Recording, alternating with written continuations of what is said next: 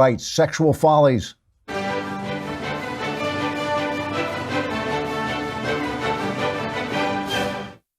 I would like to respond to an op-ed that recently ran in the Washington Post. It was called "Why Can't We Hate Men?" It was by Susanna Danuta Walters, the director of the Women's Gender and Sexuality Studies program at Northeastern University. So basically, she's unemployed.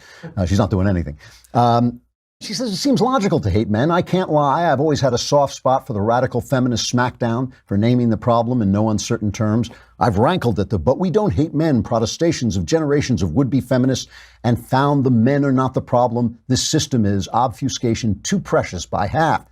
She says, here in the land of legislatively legitimated toxic masculinity, is it really so illogical to hate men? For all the power of Me Too and Time's Up and the women's marches, only a relatively few men have been called to task, and I've yet to see a mass wave of prosecutions or even serious recognition of wrongdoing. On the contrary, cries of witch hunt and the plotted resurrection of celebrity offenders came quick on the heels of the outcry over endemic sexual harassment and violence.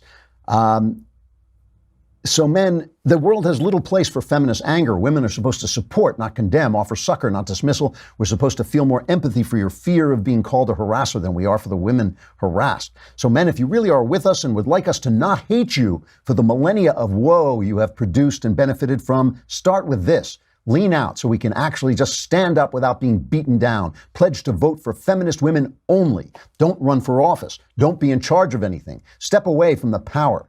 We got this. And please know that your crocodile tears won't be wiped away by us anymore. We have every right to hate you. You have done us wrong. Because patriarchy, it is a long time past to play hard for team feminism and win. Here's my response. Pound sand.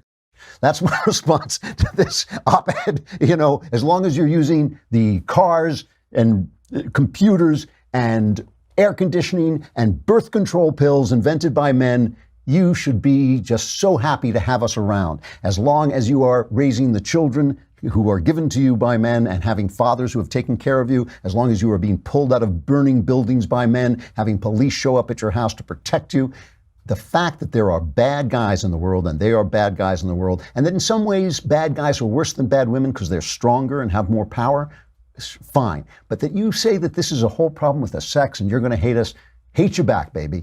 That's all I gotta say. It's a nonsense op-ed. It should never have run. It's just a piece of garbage. All right, tomorrow we've got the mailbag. Ask your questions. I will answer them, and all your problems will be solved. I mean, come on, it's a great deal. I'm Andrew Klavan. This is The Andrew Klavan Show.